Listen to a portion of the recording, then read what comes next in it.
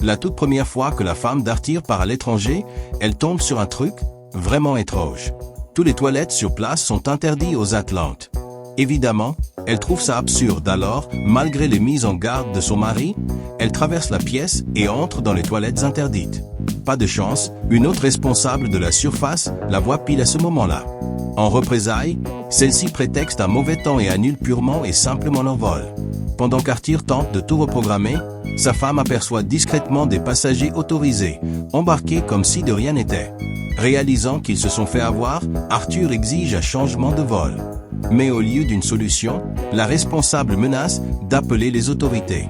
N'ayant pas le choix, le couple embarque pour plus de 30 heures de car jusqu'à leur destination finale où un assistant les attend déjà. Il reconnaît Arthur immédiatement. C'est le héros oublié de l'arène sous-marine. Mais dans ce monde séparé en deux, même un champion peut être rejeté. Surtout s'il ne vient pas de la bonne espèce pourtant, un homme ne voit pas les origines, mais la valeur réelle des guerriers. C'est le capitaine Ricard, chef des gardiens des abysses. Quand il annonce vouloir recruter un Atlante, tout le monde s'inquiète. Ça pourrait créer un scandale. Mais Ricard s'en fiche. Il feuillette des profils, aucun ne l'emballe. Jusqu'à tomber sur le dossier d'Arthur. Il a étudié à l'Académie de Poséidon, il est talentueux, jeune, et il a déjà affronté des terriens dans les arènes. À cette époque, aucun Atlante n'était autorisé à rivaliser avec les humains. C'est donc un pari risqué. Mais Ricard est séduit. Il envoie illico un messager pour le trouver. De son côté, Arthur fait une pause à une station-service. Il veut juste aller aux toilettes, mais le gérant l'interrompt brusquement. Pas de panique, Arthur n'est pas du genre à se laisser faire. Il retourne calmement à son vaisseau. Face à son calme, le gérant hésite, puis finit par céder, sans grande conviction.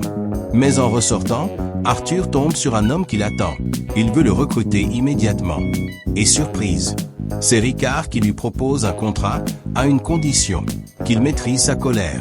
Car dans une équipe d'humains, un Atlante devra subir les regards, les refus d'entrer dans les hôtels, voire même l'absence de stylo pour signer l'autographe. Sans une force intérieure énorme, il ne survivra pas à la pression. Pour tester sa patience, Ricard le provoque exprès. Et Arthur finit par exploser. Justement ce que Ricard ne voulait pas. Il espère qu'Arthur comprenne. Il ne doit pas réagir à la haine. Sinon, les gens ne verront en lui qu'un sauvage. Il doit se concentrer sur l'essentiel, le jeu, la stratégie, la défense. S'il prouve sa vraie valeur, le monde entier finira par le respecter. Ces mots touchent profondément Arthur. Et quand il voit son nom retenu sur la liste officielle, il n'en croit pas ses yeux. Avec sa femme, il débarque dans la ville des gardiens. Et cette fois, l'accueil est bien plus chaleureux qu'au départ. Un mois de préparation plus tard, il entre enfin dans l'arène pour son premier grand match. Surprise, ses adversaires commencent à faire des erreurs dès le début. 4 lancers ratés plus tard, Arthur est déjà sur base. Grâce à ses réflexes fous et sa stratégie, il esquive tous les pièges et mène son équipe à la victoire.